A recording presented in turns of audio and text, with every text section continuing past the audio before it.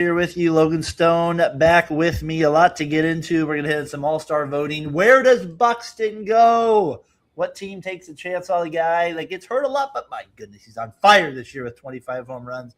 We'll get into that. The buyer and sellers as we're getting closer to the trade deadline here. Seventh inning stretch starts now.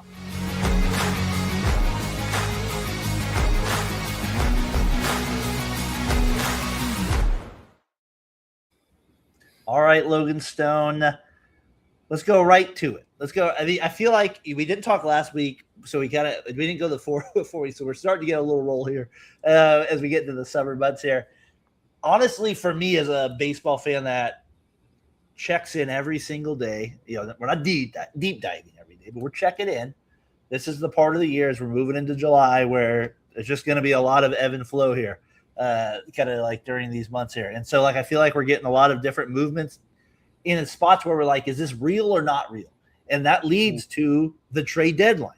And everybody's like, well, it's still a ways. It is, but 4 weeks is not it's not that much for a team to decide, are you all in or all not? So it's like these teams, these guys that are on these teams right now, a lot of them, the reality is they're fighting for jobs, right? Yeah. And so this is going to be the month and a half where this manager pisses off a lot of people and he makes a lot of people happy by giving them jobs.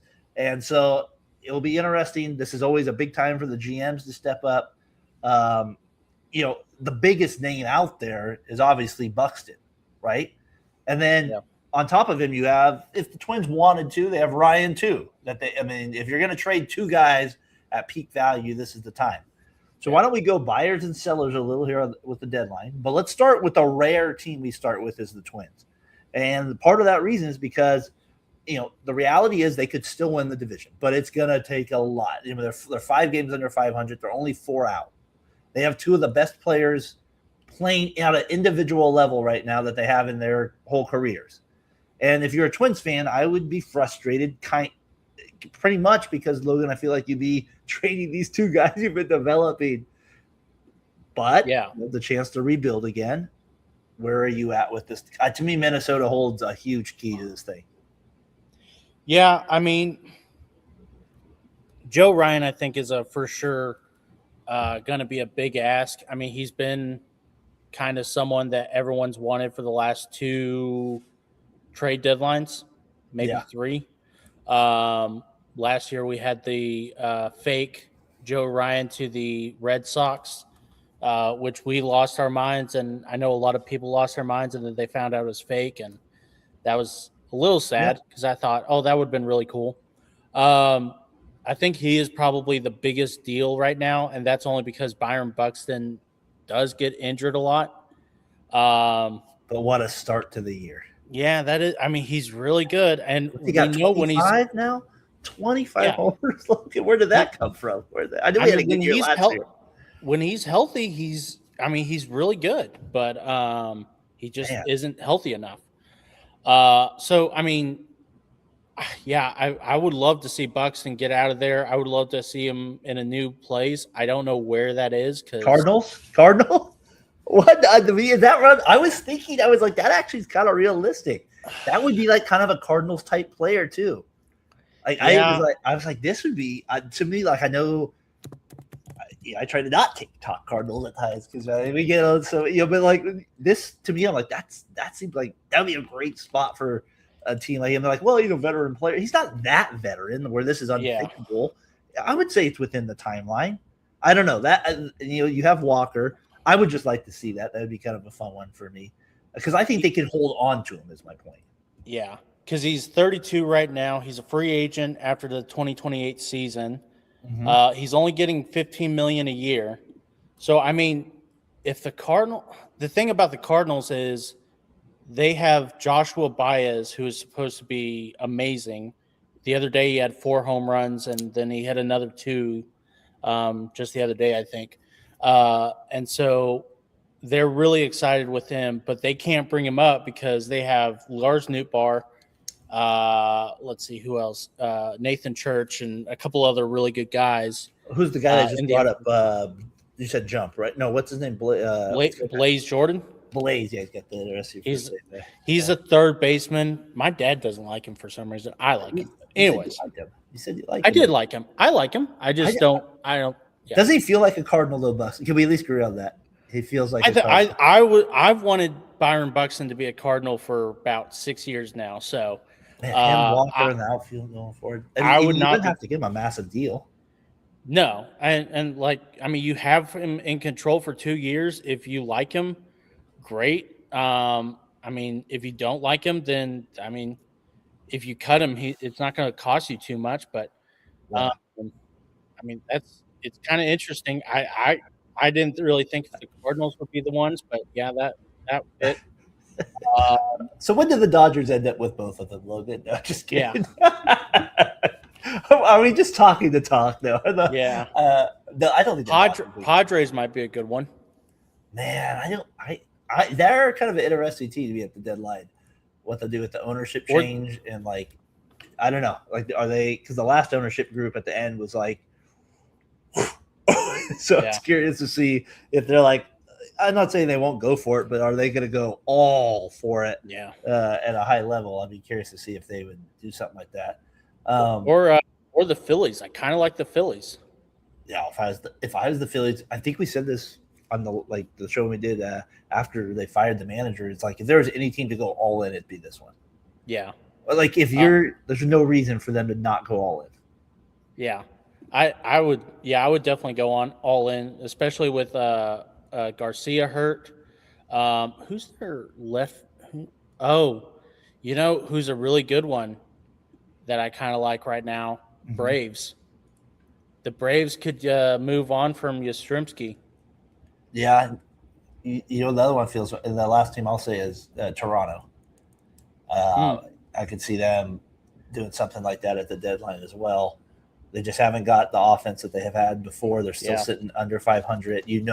With the momentum they had last year, I would be shocked if they tell their fan base we're not doing anything to get to the playoffs. As long as they don't all be at just a terrible June here that puts them 15 games out of a playoff spot. I got to think they're going to go for it. So I think they would be a big factor in that trade here. That would I don't know if they would. I don't know. I would think they have to be desperate with something. A little move isn't going to get it done for the Blue Jays this year. They have the last wild card spot in the AL right now, so yeah. But they're not playing good baseball. Like they're not winning. And maybe they give it more time. Like as I said, this is a big month for me. Is like if you're a baseball fan, like you're looking basically into what's going to happen in the prime of the year. This month is going to tell you what we've been through right now. Is we know where people are at 80 games through the season.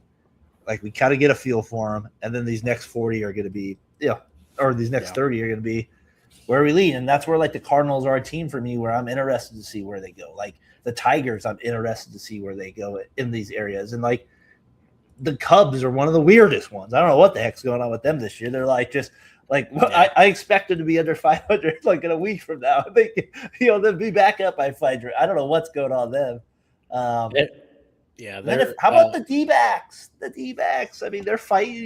Your D-backs are fighting there, Logan. I mean, they're a team to me that would buy as well.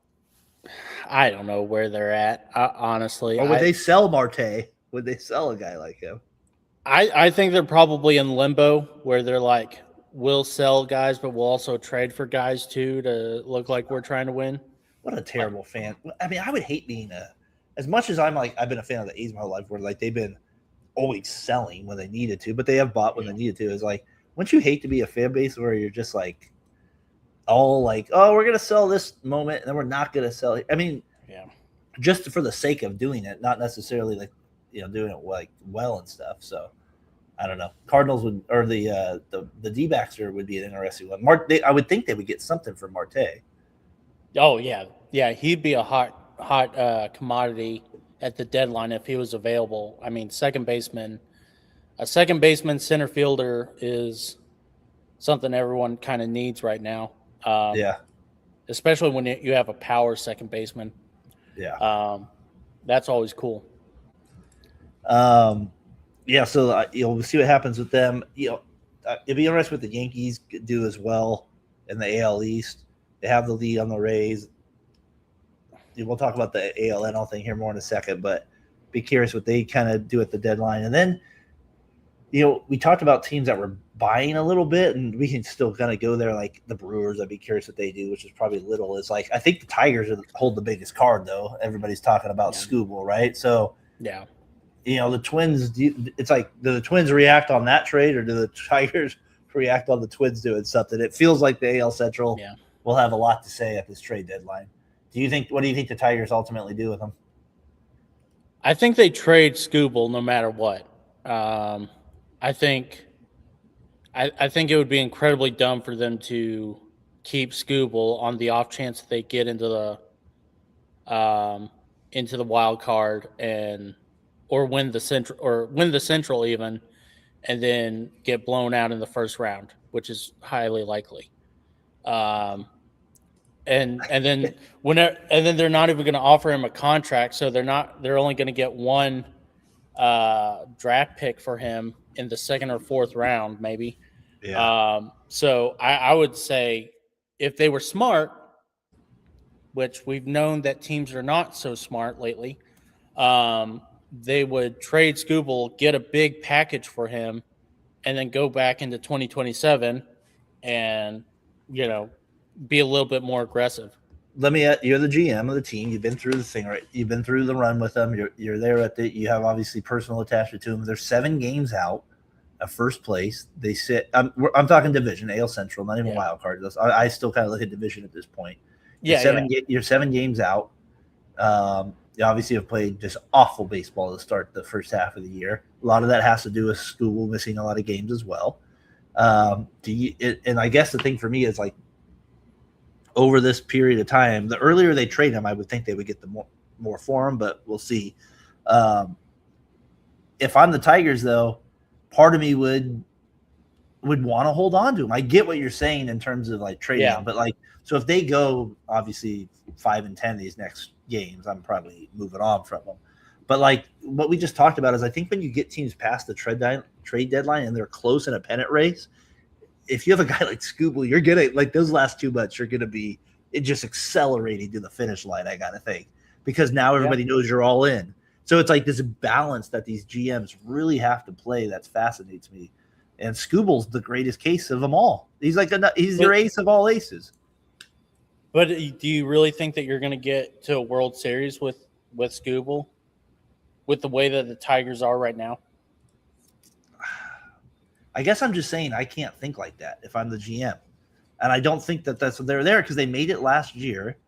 And I would say I would give it a chance. I would say, if they're 11 under, no, I'm not. But I'm saying I'd be curious. Yeah, I get it. To me, there are a lot of holes in that team. Matt Bierling has not been great as he was. Kerry Carpenter is injured. Joshua Baez is injured. A couple of those guys that they really relied on last year are injured. So stupid. The Tigers just don't re-sign. Just resign the guy in the offseason. But I guess they need more. They need more. They just don't. They don't have a lot going for them right now. Riley Green is their best player right now. Spencer Torkelson's having an off year, or average year, I should say. He's not, horrible or anything. Yeah. But he wasn't as powerful as he was last year. And their rotation, Framber Valdez has a 3.91 ERA. Jack Flaherty's injured with a 5.35 ERA. I just think they're one of those teams where I understand there's hope. They went to the playoffs last year. The year before, they were horrible in the first half. Then the second half, they had the best second half of any team at any time. But then they still got blown out in the wild card round. That's true. I just, to me, I'm like, I get it. Your boy, Billy Beane, he said, it's hard not to be romantic about baseball. That's true. And if I'm the GM, I'm saying we've already screwed over Scooble enough. There's no way in hell he is coming back because we have jerked him around too much. They may not view it that way, but that's the way the world does. And I'm just thinking there's no way he's coming back. There's a 20, maybe a 20% chance that they get to the World Series. And I don't think that you risk the future for this one thing right now. Yeah. Can I? So Yeah, no, yeah, I hear you on the Tigers. Let me get your thoughts though on the Giants, and I mean this because they hold a lot of cards too at the trading deadline. they do. They have, do they trade Chapman? Do they, as people call them out here, Devers? Do they? Do we do? Or we try? Yeah, I don't. I'm done correcting people. Adamas, Yeah. obviously. Yeah, I love how you're tired of correcting people on Devers, Mr. Glasgow.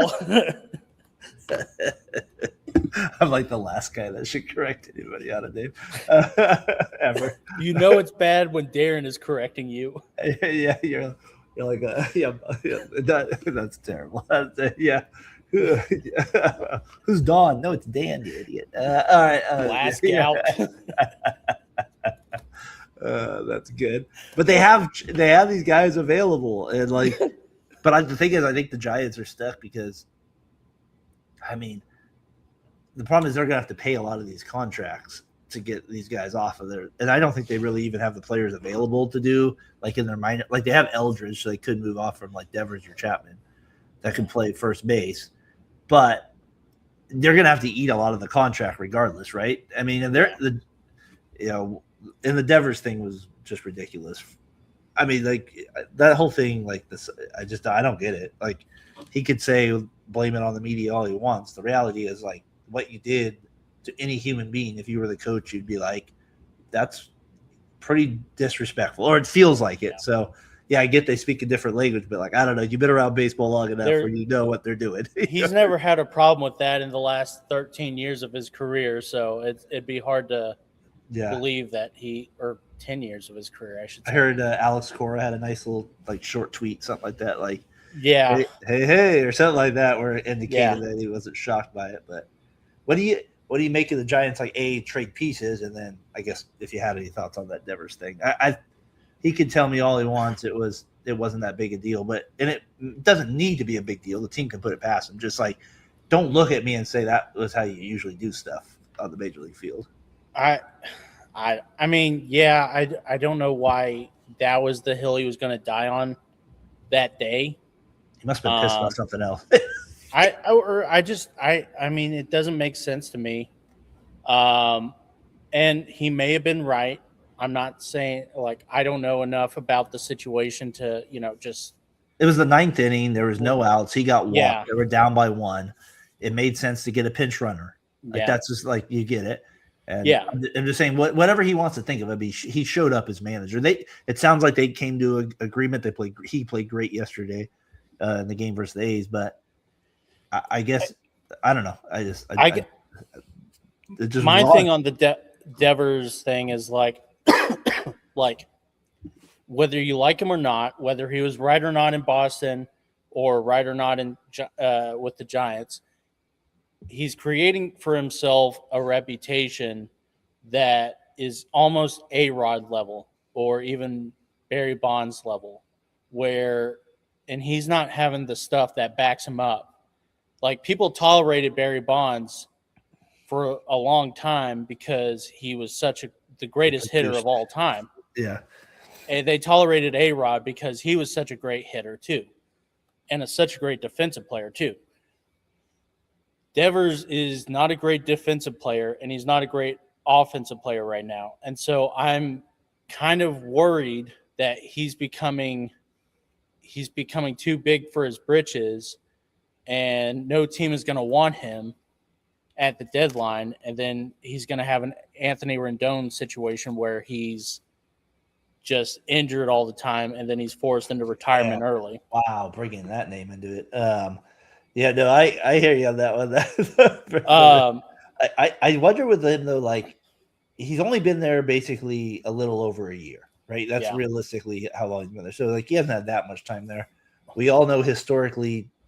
Other than a few players, it's not easy to hit at that ballpark compared to Boston. So I wonder if like some of those numbers, were a little inflated. But like, I still think he's going to get like relatively his numbers. I just think the Giants we're so desperate at times to get like these big stars, and they haven't. That trading for one with some of his baggage, and sounds like maybe some teammate baggage at times. Definitely some media. definitely some media baggage. There's definitely that. Even today, you can't say, "Hey, we're the reason." You guys always blow everything out of proportion. It's like, dude, like you could tell me I didn't play baseball, but there was like 50 other baseball players I heard say that what you did was ridiculous. So those are, it'd be like real players. So I don't know. Like it'd be interesting. They got for him. I heard Chapman to the Phillies. That would be kind of interesting. I mean, right now Alec Boehm is really popular. It's just the defense doing there. really well. Yeah, the defense, throwing the defense in there. I kind of like him for the Yankees. They need a third baseman. That Park would help them too. Yeah. Possible the Blue Jays again, a reunion. Huh? A reunion with the Blue Jays. Yeah. Yep. That would be that'd be interesting. Yeah. Let's see. White Sox, no. Tampa, no. Dodgers, no. Padres. That's good. The Marlins. Hey, the Marlins, they've been a sneaky good team this year. Yeah, they have. I didn't realize how good they were. And their shortstop, what's his name?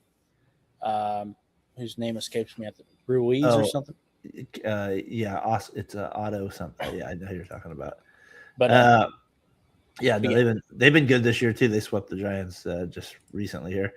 Those are some of the buyer sellers kind of as we look at the deadline a little bit. Any team we kind of miss there? Let's see. Buyers, sellers, buyers, I would say. Let's see. Brewers, no. Dodgers, no. Rays, I would like to see the Rays be buyers. Yeah. Even the Orioles be buyers. White Sox, I would be curious to see what they do. I don't think they'll do much. No, they probably would get pitching. If anything, yep, I agree. Yeah, it'd be interesting. Seeing the Mariners go out would be awesome. But looking at the Giants right now, they have Caleb Killian, Brubaker, Matt Gage. Some of these guys, these bullpen guys are really good. Yeah. Let's see, Robbie Ray. I would like to see him get out. I mean, I think they probably are the most primed for a big trade deadline and just selling. Logan Webb. It would be nice to see him get out of there. There's been a lot of talk out here about that one. They would get a lot for him, but I don't think they'll move on from him. Really? I don't think so yet. I think there's no chance, to be honest with you. I think they need to get rid of Walker. Yeah, that would be really. Yeah, that's it. I don't think he fits in there. Yeah, get rid of him too. He's out of there too. What did you think of? That's good. Sorry. No, that's all good. You threw me off a little bit, but I'm all good with it. What did you make of? There were some weird base umpiring things this week. Oh, there are. Like you had the one that you were going to show up here as the Yankees clip here with him. I'll just have it on silent in the background as we kind of discuss it. And obviously, it took a lot of because he was taking his time. It looked like at the time where he was supposed to be set, he left the bat out there. Obviously, you can see that happening. The umpire gives him a warning. So and so goes on, and eventually we get to a point in this argument where he ends up grounding out, I believe. But it's just one of these odd situations where you had that. And then last night we had that Cubs and Rockies situation where Mets, excuse me, he's going into the second base. Pete Crow Armstrong's stealing on a 3-2 pitch. The batter walks, but the catcher threw down to second at the same time. And I didn't see it. I didn't see him really off the bag, but apparently that's what happened. I must have missed it and they call him out, even though it was on a walk. And I guess the combination of this play and the other one to me is a little bit more extreme that I'll get up here in a little bit. Yeah. Is that the umpires, this is the one issue when you have all these the tighter the rules you get, the more people become obsessed with you getting it correct. and the more time it takes, in a sense, to like take the flow out of the game. And these are now going to be some of the issues. Like we were wondering, like without a umpire that makes some of these calls, where are some of the? Well, these are still some of the technical stuff that an umpire has to enforce. And the whole walk thing, I'll get that up here in a second, was ridiculous. But what was your thought of this whole Yankees at bat? It was odd, man. Odd. So, I mean, we saw a little bit of this about a month or two ago with the Red Sox when the Yankees were at the Red Sox, or maybe it was the Red Sox at Yankees, but Caballero does the same thing. He's been doing the same thing. So the rule is that the batter has to be in the box looking at the pitcher by 8 seconds. And he has done this in every at bat where he waits until the last possible second, the 8th second, to look at the pitcher. And that was kind of an issue. And so last week, I think, when the Blue Jays were playing the Yankees, and this is not a new thing, but it kind of became a big deal through this situation, was that the umpires had started calling him out and said that they were going to warn him, or they warned him that if he did it again, he was going to get a strike. And it was just ridiculous because the rule said that the batter has to be looking at the pitcher by the 8th second. Yeah. Before the pitch. So that way the pitcher has 8 seconds to get set and throw. And so it's like, so the rule clearly states this, but you're enforcing it in a different way. Yeah. And so they said that he's delaying the at bat. Yeah. But he's not delaying the at bat. He still has 8 seconds. And so what? I guess they were saying when he was set, right? Like he couldn't have any. He has to be looking at him too, I guess, is what. Yeah, right? He has to get set. He has to get set and look at the pitcher. That is the rule. And I remember when they came up with the rule, we were like, so they have to make googly eyes at each other before they can throw the pitch. And this is just ridiculous too. I mean, you can kind of see his finger, his hand comes off right there. I guess doesn't it bother you that this is just not like real baseball though? Like the guy walked, like I don't know, like I mean, now what you're gonna get is if you're a catcher on a 3-2 count and they're stealing, you should be doing this almost every time, right? Right. I mean, like why not now? If they're gonna call that, you know what I mean? Like that is not. It's not like a guy jogged over there, ran past the base, and stepped by it. Like this was like a real baseball intentional play. Yeah. Like, and you're kind of just, to me, I don't know. For me, I guess what's the word I'm looking for? You're looking too deep here. There's nothing there. This is just, there's a walk. It's becoming tedious here. And this is the worst one I've seen. Yeah, it was, I mean, maybe the worst ever I've seen in terms of when replay's been in. Yeah. I mean, outside of home run calls. Yeah. The Mets manager, Espinoza or something.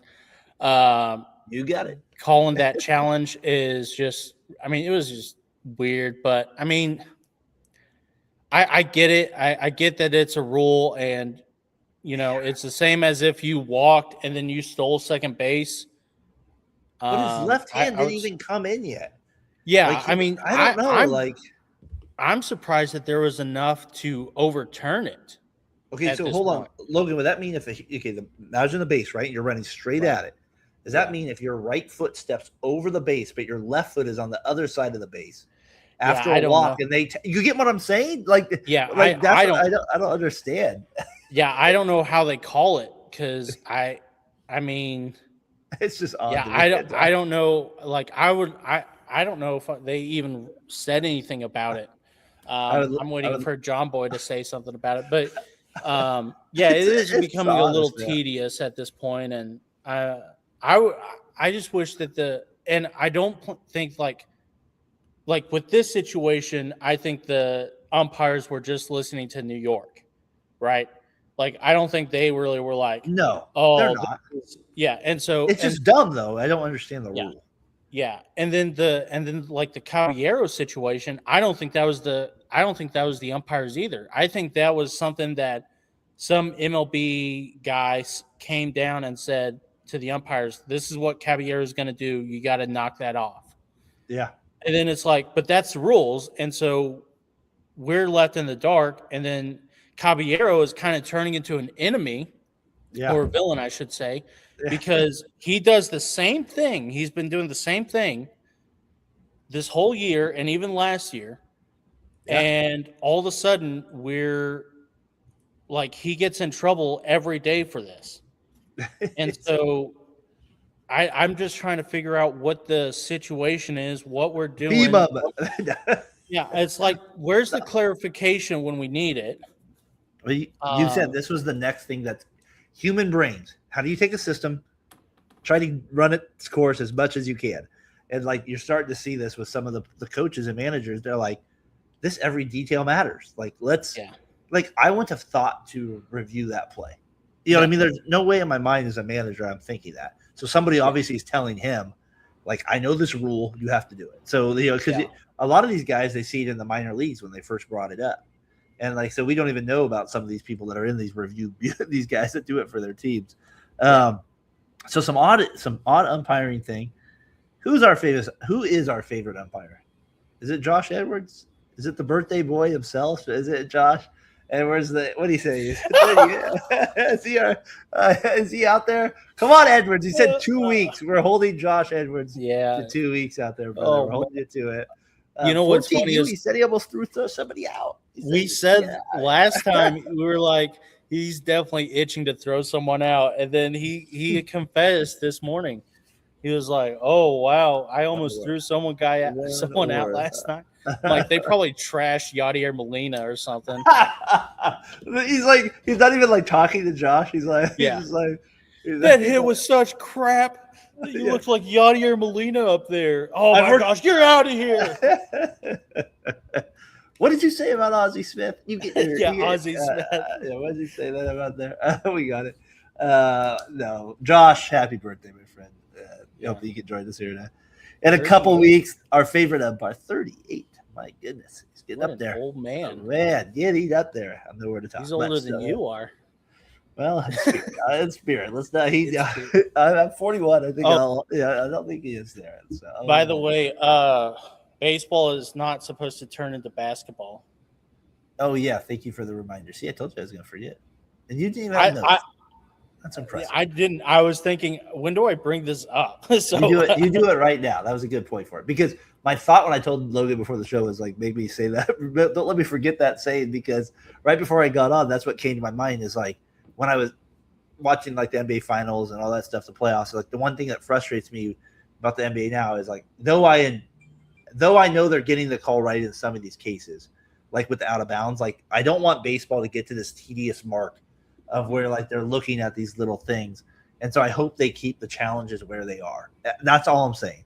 Like, I don't want to see it to get to unlimited challenges or like, oh, now the like NFL, the MLB has total control from the 7th inning on, you know, like something like that to where I don't like sports the same way that way. And I don't think it'd be good for baseball. And it's not happening right now. And I appreciate that. I just worry as generations go on, is that where they're going to lead with it. So, though I love watching the NBA when they are for it, I do get frustrated at times because I'm like, like I don't know, it just slows the pace down. There's rhythm to the game, and baseball is really important to that. And I would hate for them to get to that point over the years of like giving too much control to MLB. Yeah, I get that. The tediousness of it, like there is a time and a place for the review, and seeing something like what happened last night is egregious, but I mean, it turns out it was right. There was some rule. Yeah. I don't know how the rule works in a sense. But I mean, it worked for the Mets, and the only logical reason it works for me is that part of your body went past second base. Yeah. And and then you did not, and so you established running on the base, and then you were off the base for a period of time, and they tagged you.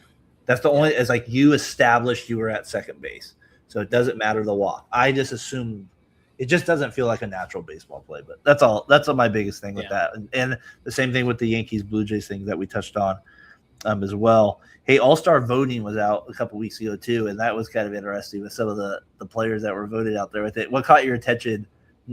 Clement at second base for the AL. Okay. What did you kind of like? What were your first reactions when you kind of saw that? It was it was rough. I was a little angry. I meant to do a lot more study on it. But I mean, you kind of know that some of the stuff. Yeah, Jordan Walker being fourth in All-Star voting when he's third for MVP right now is ridiculous. Like, he needs to be the number. Tarps off for Walker. Come on, what are we doing here? We got to go. We got to get a little tarps off. He's got to be the number one outfielder. JJ Weatherholt being number 9 was ridiculous. I hated that. Oh man, what else was there? Because there was a few. Nick Kurtz, I thought ahead of. Yeah, Nick Kurtz needed to be there. Ben Rice should be ahead of Vladdy. There's that. He should be there instead.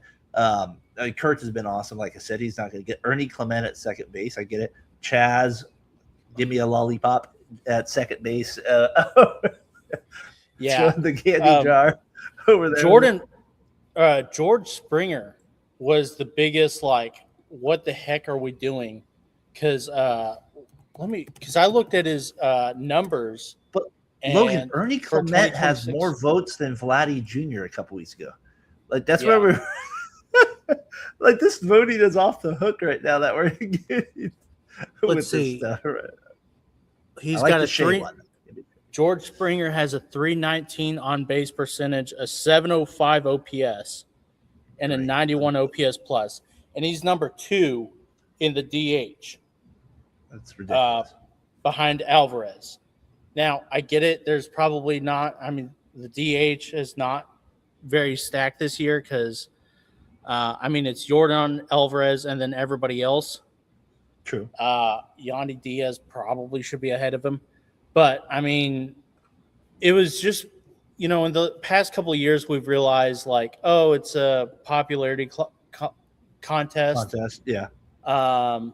But it just seemed like this year was a lot more egregious. Andy Pages probably deserves to be on there. Ronald Acuna, okay. Brandon Marsh, I don't think so. My gosh. Jordan Walker was number 6 in voting. Walker should be in there. What are we doing? Jordan Walker. Yeah, behind Michael Harris the second and Teoscar Hernandez. The outfield's egregious right now. Yeah, C.J. Abrams, he's doing really well. But Mookie Betts is number 2 in shortstops. It's all It's okay. This one, you got Dodgers, Phillies, Braves. The only thing where you got different is shortstop with Abrams at the moment. A little bit, there too. Yeah. But everything else is Dodgers, Braves. Honestly, that is your top 2 voting and basically everything. And to be fair, they are the top two records in the NL. Just to be fair, though, they are having a good year. So I'm not going to hate completely on it. But I think it leads to kind of where I want to go with the NL AL seem on different levels this year.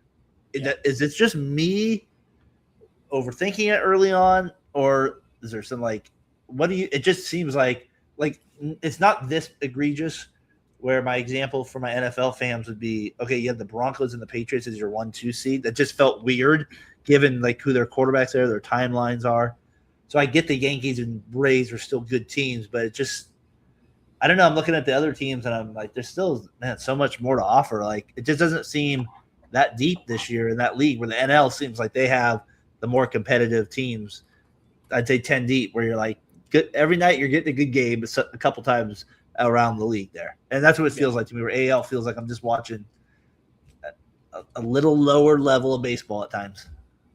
It seems to me that this has been a trend for me at least the last 15 years, probably longer. The AL was better last year, though. Yeah, that's true. Last year, like there's been years, but I'm just Yeah. saying this year it feels like the NL's Yeah. for this specific year they're taking a thing. But you felt that for a while. Yeah, I feel like the AL has a lot more names to it. Has always had a lot more names to it, and then like you look at the NL, it's a lot more consistent, I would say. Yeah, the Like, Brewers aren't gonna make it go ooh, like they're not that yeah, team like the Cubs. yeah. Shohei Ohtani was not going to be, there is no one who's going to Yeah, no, I go get up it. against Shohei Ohtani in the AL. Right now, it's Kyle Schwarber, and I'm kind of the belief that Kyle Schwarber should be number one in DH. Just a little bit. Not by much, but just a little bit. Put him at second. I'm sure put him at where you put him. Yeah, put him at first base. Alex Boehm at third base. Like you should be. Yeah. Like, I don't care where you put him. Just get his bat in the lineup. Yeah. Or how about what they call it? Just he's the swing off guy. You get to vote in one swing off guy per All-Star game. You get to do that. But it seems like there was like the last couple of years where it was like the votes were smart. Like there were probably one or two, but it wasn't like, oh my gosh, this guy is up here, and then this guy is down here, and then this guy is way up here, but he's number 10 in the All-Star voting. This year, it's just, it's horrible. Well, it's definitely odd how how it's just so dominated by certain, and it's always been the case. And I guess maybe that's my point when I was talking AL NL too, is like you kind of bring it all together between All-Star game and what I'm saying between the differences between NL is like your prototypical teams are dominant this year in the NL, and your teams in the AL are not. You have the Yankees, but then you have the Rays, not a huge following there with it, right? That's just not where it's going to be. And then the the AL Central's always going to have its issues there. And then the Mariners, A's, Rangers, Astros, and Angels are like hovering around 500 or below. So you basically have a whole division that's terrible. You have the AL Central that's never, even with the White Sox doing better, we all know it's not. We know it's not a championship team. So it's like it just feels like it's not very deep this year, and it's kind of a little disappointing. And that's where I'm like, please, Blue Jays, do something, because I know you have Dylan Cease. I know you have these guys like you Savage if they get healthy. Like you have the competitive team in a playoff series that I want to watch. You know what I mean? And like that's I guess where I want. It just seems like a huge difference right now, and the Brewers continue to stay right there with these guys. So it's pretty incredible. The NL, just the depth, and like you said, I mean, think about this. So you have Braves, Phillies, Marlins, Nationals, all over 500. Brewers, Cardinals, Cubs, right there. Pirates are at 500, but that's 7 teams over 500. You had the Dodgers and the Dodgers, Padres, and Diamondbacks, and you're at 10. Now that's a good. I mean, you do have some parity, but man, that's a good. For me as a fan, I'm like, ooh, I'm looking forward to some NL playoffs. That's all I'm saying. Yeah.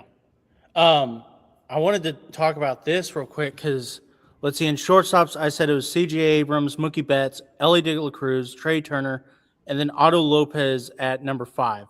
Otto Lopez has been outstanding this year. 337 batting average, 369 on base, 840 OPS, and a 137 OPS plus. He has 105 hits already, and it's June. He's been awesome. Yeah, and he's 5th. He's 5th in the All-Star voting. And it's just like, why? Well, did you see the video yesterday of what's the Marlins starter? All right, what's the main guy they have on their team right now? Yeah, Sandy Alcantara? He gets the Marlins record for strikeouts. Yeah, and I guess the 1,002. The team starts standing up or something like that, and then the announcer makes stand up. We got the Marlins announcer was something like, our fans need to be able to know this stuff. They got to know that this is the records. And I was like, I appreciate you calling it. I don't mind calling out the fan base once in a while. I'm just saying. I don't mind calling out the fan base. Kind of like you've done. I mean, I don't know what you're talking about. I don't know if you can ever blame Miami for not being a baseball town, though. It pisses me off they have a team in Miami, but not Oakland. I'll just say that as somebody that grew up watching baseball. Yeah, I'm always like, this is where it pisses me off. I'm like, I get it. It's Miami. Yeah. But it's like They're you had an established fan base here over 6 decades. yeah. They're preoccupied with soccer right now. Yes, they are. So can you give me a World Cup update, Logan Stone? yeah. No, The Americans are gonna crush everyone. well, yeah, we got it, man. We got that. Brits suck. That's funny. Yeah, no, it's yeah, it's kind of the All Star voting. We'll see some changes here, obviously, over the last month with it. But yeah, right now it's chalk, as we say, right? It's just chalk right there. You know where everybody stands. ALNL seeing a little bit of a big gap there, so we'll see where we kind of end up there with it. You were talking about like fans and stuff like that. It's kind of been interesting with this with the World Cup happening. Like you had the Scotland fans, take over Fenway a little bit. Today there was like this great video of like Norway fans, rowing the boat over here. Oh yeah.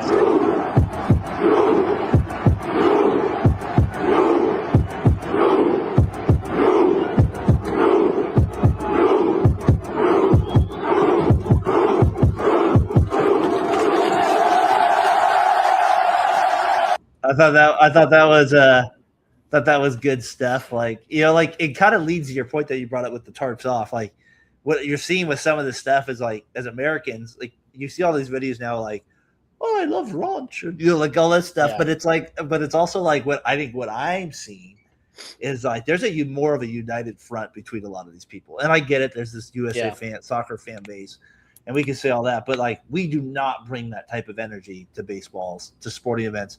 And you could say, well, it's football. I guess maybe that's what it is because it's one day a week. Football, I would say.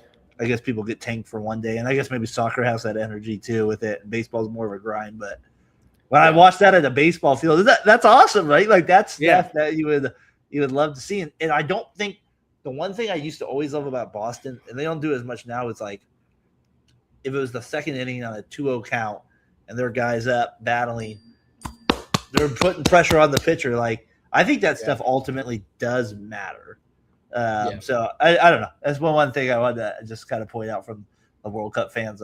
Come on, USA fans. I think there's potential for us to kind of do that in baseball as well. That's all I'm saying. That's all I'm saying. Yeah, I love what Scotland did. That was so awesome. And then, have you seen like the English taking over Boston now? Yes, that was awesome too. It's funny because they're like, we're gonna show the Bostonians how to really party, and it's like, nah, we're not doing that. They started talking trash about Scotland, and I'm like, no, that doesn't work here. But yeah, that's good stuff. The English unfortunately took over Dallas, so I'm not happy. So it's like the worst place for them to be is in my backyard. Asking for a breakfast. I just think it's been funny though. Like in watching these, I'm like, man, it'd just be fun. I don't know. I get it. I just think the tarps off. That's what's been great for me with that. Like it's just been fun to watch, like a fan base kind of get united by something ridiculous, and it's awesome. And like, so I'm all in. Like you've been all in for it for like forever. And I've been I'm like, let's I'm all in on that. I think baseball needs to stop with this whole golf clapping. # stop golf clapping for baseball. Or whatever sounds better. But like it just needs to stop. We need to go a little rough. Like this is like having those college kids come in. I was like, this is exactly what we needed. And having the soccer guys come in, that was awesome. I mean, like that Fenway was just on fire when the Scots took over. So here's Horner's home run, but then watch the Mets video. They're going to watch this row at the Norway fans. You get it for a second. They're like dancing. Oh my gosh. they're just dancing in left field out there like nothing's happening. They're just like, yeah, we're good. We're good out there. We're feeling good. We're just doing the wave. Nothing to see here. So yeah, good stuff. Wait, I got to tell you this because I just remembered. So an English guy came to America. He was in California, and he went to a baseball game, and he absolutely fell in love. And he was like, I don't know which team. I want to root for a team specifically, and so I'm going to go to the game, or I'm going to root for the team that I watched on my first game, and that's the Angels. And all the Angels were like, no, don't do it. Don't do it. It's the worst decision you'll ever make in your life. Making your life. That's good. Yeah, don't do it. No. Come on, it's his game. He's got to go one time, Logan. He's got to go. What was another funny thing I saw this week with baseball was making the rounds on the internet was there was dog night at the Marlins Stadium. I don't even know. It looks like the dog's looking at him. I don't know. Who knows? But the most famous dog in the world. He's trying to. I forgot about that. Like he's trying to find the dog night. They're feeding the hot dog to the dog, and the other one's like, he's frustrated. Yeah, he's holding, but he was very composed. And now all of a sudden, the Marlins are going to have a special night for the pup. I don't know the name yet, but I heard they found him. Thank God, Logan. We were able to find the guy that got. I'm sure he had a hot dog at an inning before. Maybe that's what his face is. He's like, I had one of those. Don't do it. Don't do it. You never know. You never know. So, but I thought it was funny that face is like viral now on everything. It's so funny. I don't know why it cracks me up. I don't know. I just get it. Yeah. the dog there. So I do like baseball going that, and that's the one thing I was going to end it with before we kind of get to a few other things. Or was your final thoughts too? But is there's a lot of this talk with the MLB having to strike next year, and like me and you right now are having a conversation about a lot of random things, and the reality is that I am a little worried about some of the stuff I'm hearing. The MLB drafting, there's no way the players are going to agree to that. I mean, I don't know. I'm not saying it's not bad for the game. I'm just saying it doesn't. I don't like the way it's headed right now. The way that they worked the draft, or they proposed that draft, which was like not allowing people out of high school to join the draft, and then limiting it to 12 rounds instead of 20. I'm kind of curious, like if you're gonna try to increase the salary floor to 170 million. And I understand that they're wanting to really push the international draft again, which I'm okay with. I love that idea. I think an international draft is smart and has been needed for the last 20 years. We're at that point. But yeah, I mean, because there's so much talent out there, and you're going to need it for 30 teams having 170 million in payroll required, and it's probably going to go up now. Yeah. But like, why are we limiting the American draft where to 12 rounds? That's just kind of confusing. Like, wouldn't you want more? Like, wouldn't you still want 20 rounds so that way you have the most value like going into a season? So I need to look into the draft a little bit more because I've never watched college baseball, even though I should. I'm stupid. So it was great this year. I enjoyed it. I will say this is the most I've ever watched it. Dude, a friend of mine was like, he was telling me, he was like, this is all I watch. And I'm like, oh, I've been meaning to get into it. He said, oh, it's been so awesome. And I was like, oh, I'll watch today because it's on ESPN. I know I'm going to watch it. And I totally forgot. And then I forgot to watch the rest of it. And so the last game wasn't very good, but it's like I say, it's like watching old school baseball with some new stuff, but you don't have they have the clock, but they use it totally differently. So the weird one to me in college baseball is that you could call a hitting timeout, and the manager could talk to the hitter and not just go to them like we're thinking old school, like actual like a pitcher's mound visit. You get all the team involved. Like it's weird, like how they can do this like hitting timeout. But I enjoyed it this year. But the draft isn't far. A lot going on right now in baseball. Got the draft right here next week. I think it's a little farther. I think it's the 24th. No. Oh yeah, it's closer. It's closer to the All-Star game, right? It's the Monday. It's like July 11th or something like that, maybe around there. So they have that All-Star game in Philadelphia. I heard Jordan turned down the home run derby. No shock there. Not surprised. Makes sense. Nick Kurtz gonna get in there. I think he would. It's his hometown. I think he would do it. I heard they took away the pitching clock for that as well, so no more of that with it. All right. Yeah, that was interesting. Anything else? Yeah, go ahead. Sorry, I didn't hear you there. No. I was just saying it was interesting that they got rid of the clock, and then they're like, "We're going to do this new thing," and it's the same thing that they did 10 years ago, except that you hit as many home runs on that last pitch until you just don't, and then I'm like, okay, that's cool. That's cool. That's good. We were going to talk NL AL Cy Young. We talked about it a little bit last week.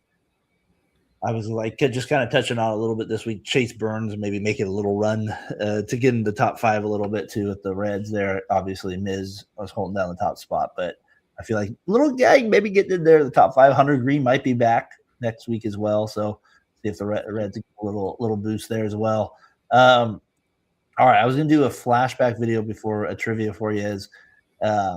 This is in the Seattle Kingdom. So obviously late 90s. Ricky Henderson's playing for the A's, and Ken Griffey Jr. is playing for the Rainers. But back then, they did these like special throwback games. So it was and so you might have seen it. Alien? Is this the Alien one? No.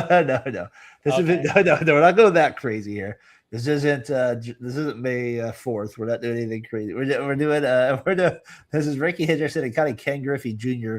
Rest in peace there, Ricky Henderson. But here we go. Are sharing gloves in this ball game. Junior leaves his for Ricky, and Ricky goes to pick it up, and vice versa.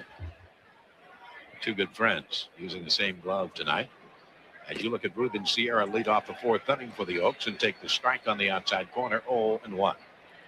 Just a bit outside. Greg Koskis, you can. I thought it was kind of interesting to see them do that. Like, I mean, like, that's so funny. Like, to think that's where I'm like, I always get a kick out of things. Like, 100 years ago, this is what people did. They did. And like, it's just crazy to me. And I kind of thought it was cool. I don't know. I saw that this week, or about. I actually have had that on there for a while, but I saw that and I was like, I don't know. There's something sure about, like, when we talked about like not stopping the game for every little thing, like that takes you. Obviously, we don't need that. That's unnecessary. But just the idea that they still did that in the late 90s, him and Ken Griffey Jr., 2 of the best players of all time, doing that. Like, obviously, I think if somebody's has a lollipop at second base, players could still do that for an inning if they wanted. Don't get me started on that. I know. I thought that was a fun little throwback there, right there, as well. So I like that part of it. Do you think he's getting ripped though right now? Jazz is for that. Logan, he is. He should be. I think that's incredibly dumb. Who is it? Aaron Boone. He said that he didn't even know he was doing it until after. Yeah, you wouldn't know. I mean, honestly, as a manager, you might miss that. I could see that in those things. All right, here's an MLP trivia thing for you. Here is so it's not a question necessarily. It's a batting swing. So it's like somebody's swing. And can you see it? Okay. So I'll get that up there here with you. Let's see if I can get the stage here at it. Say that. So he's a lefty, Logan. You can tell that. Hopefully, we get that. We got that. So here's the swing.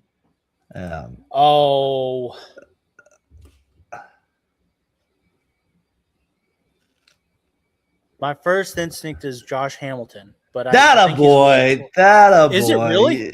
Yeah, that's it. You got it. I thought he was a little too slouched for that. I was like, I'm gonna give an easy one of these. I found a lot now, so I've like bookmarked a lot. So you might get a few more of these as trivia too with it, because there's some of them were fun. Like you could get them. I thought you might get that, so I wanted to make it a little. We didn't go too crazy on the limit. I told my brother and Tyler about your 4 for 5 on the AL MVP. They were like, your vote for you for president. They were impressed by that. So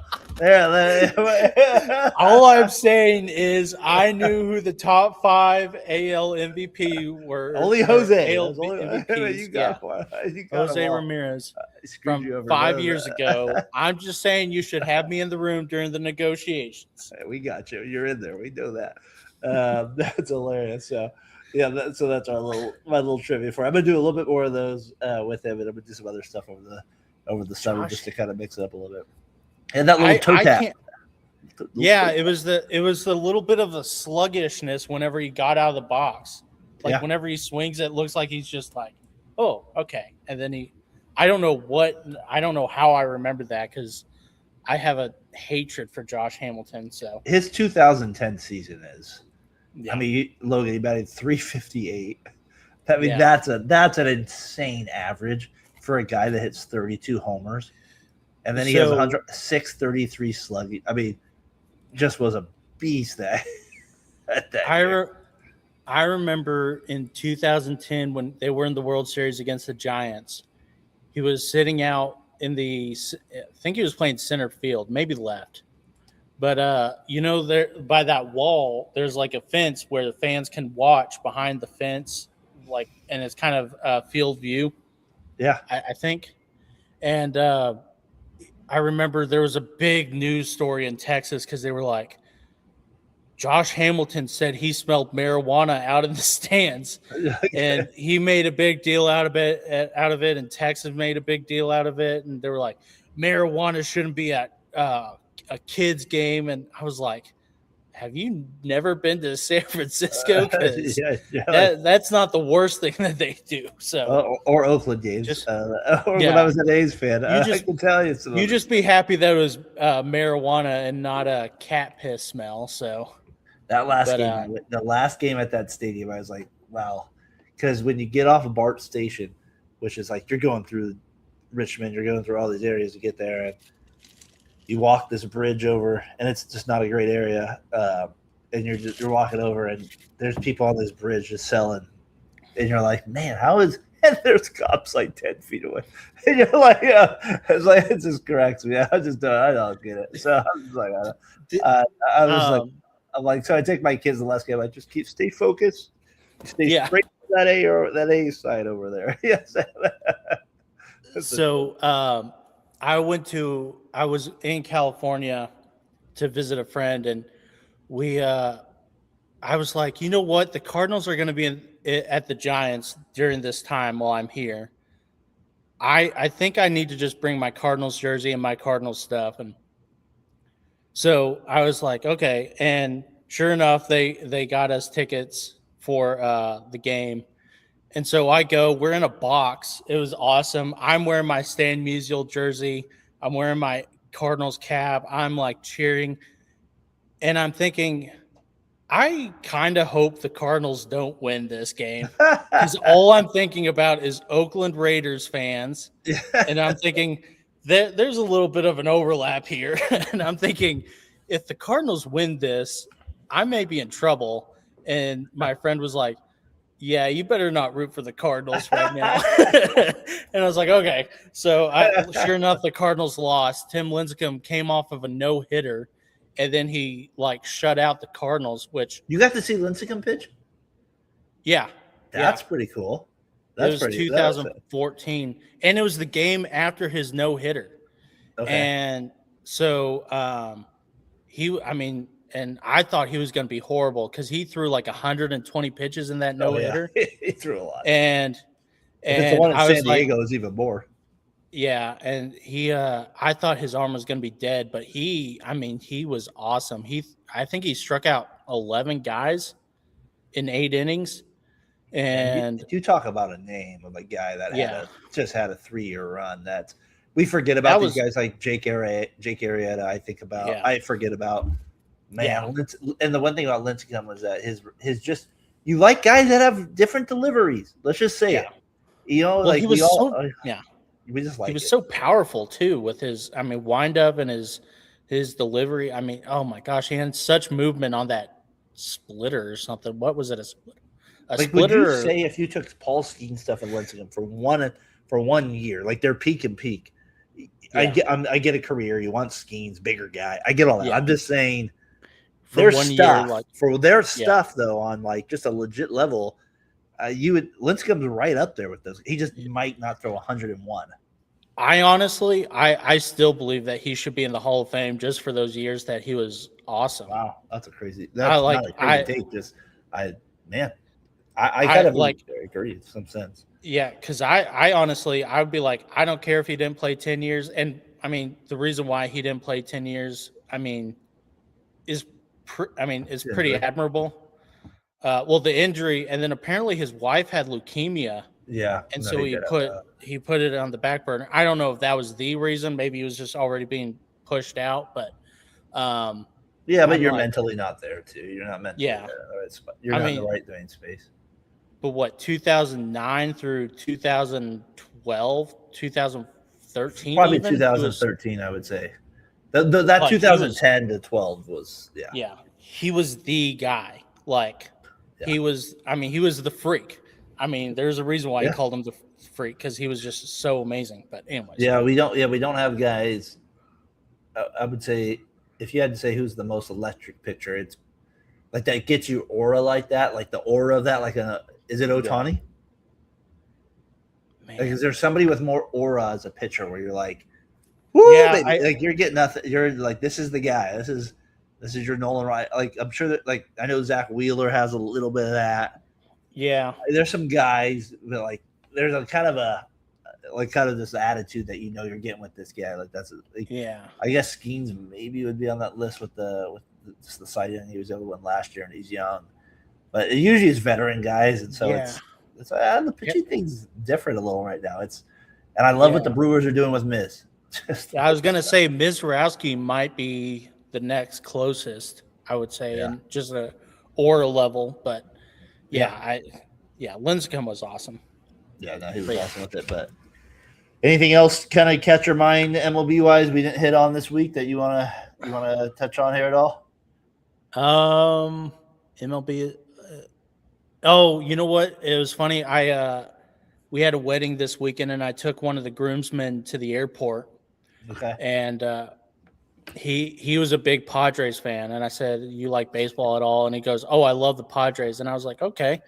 And I said, we talked a little bit, and he really knew his stuff. I was really surprised because a lot of those guys, they're like, "Oh, yeah, I love baseball," and then they're like, "This guy's batting average is 280, but then he's got like a 408." Anyways, but he said he's like, "There's no way that they trade Tatis," and I was like, "Are you serious?" And he goes, I said, "Well, what about Machado's age and his contract?" And I said, "You would think that." He said, "There is definitely something going on between Tatis and Machado, but there's no way one that of they them want to be the leader type of thing." He said Machado just doesn't care. It seems like, and I'm like, that's interesting because it seems like every time they argue, Machado is the one who cares the most. And Machado defended Tatis. Yeah, but it was interesting to hear him talk, and I was like, to me that contract that Machado has kind of hinders him from being traded. He goes, "You can't get rid of Tatis," and I was like, You have them both for the same amount of time, and they're not getting any younger, and they're not liking each other any better. So, it was interesting to hear a Padres perspective on it. Yeah, but like you said, you kind of mentioned them when we started the show with the buyers and sellers. I mean, they're going to be a team of that we'll be talking about too. I wouldn't be surprised if that's a team where they do minimal things, but maybe some. I mean, I'd just be a little surprised, but. Because they've gone so big at times over the year, and they've, like I said, changed ownership.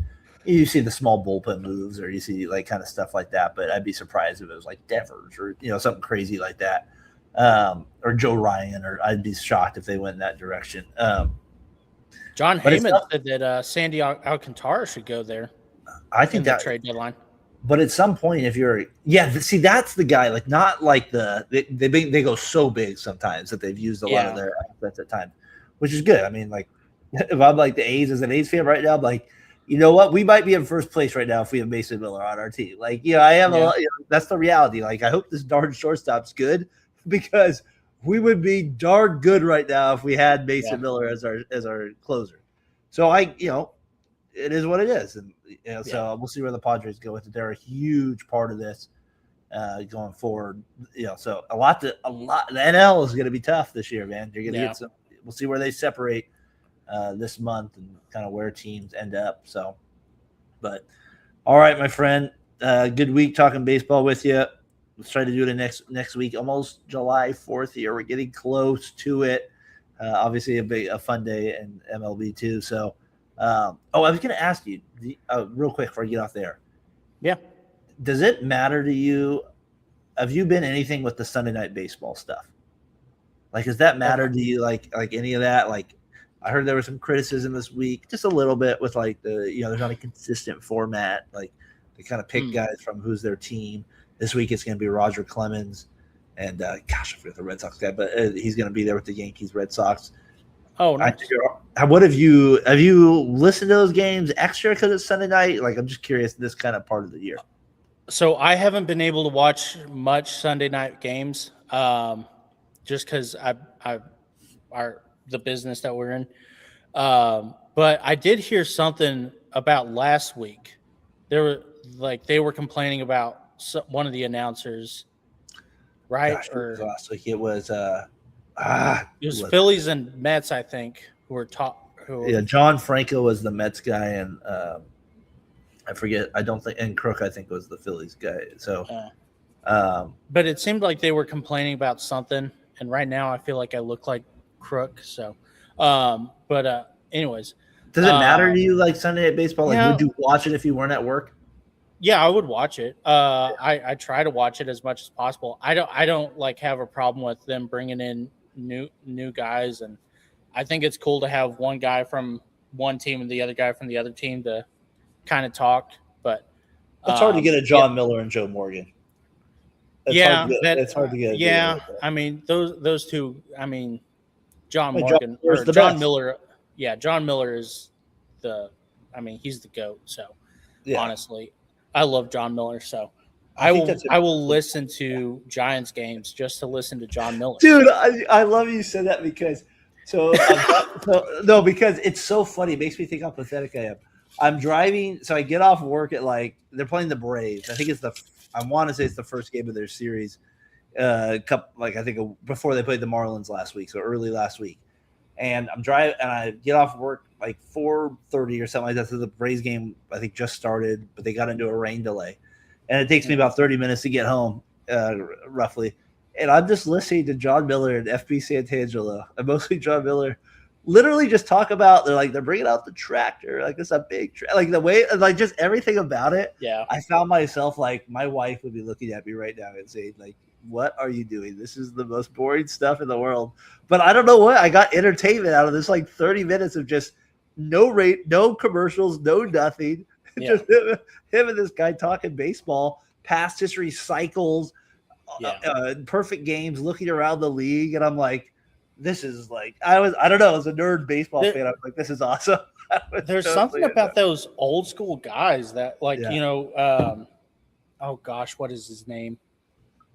Bob Uecker. He was the big deal for the longest time. They tell stories. Yeah, they told stories. And, Bob Uecker was so good because he used to play, but he wasn't any good. So he would always tell people how bad he was. He would, yeah, that was great on his late night shows stuff. Yeah, that was good too. I had a pretty good year. And Bucks I had a pretty good year. I had a 165 batting average. Yeah. I was one sacrifice bunt for making the All-Star team. Like stuff like I just was found myself literally usually I would put on some music or something. I'm like, I don't know, John Miller, you're taking me home today. If it was actually probably Giants Braves, I might not have listened. But the way he was telling stories was good stuff. So I just enjoyed every part of it.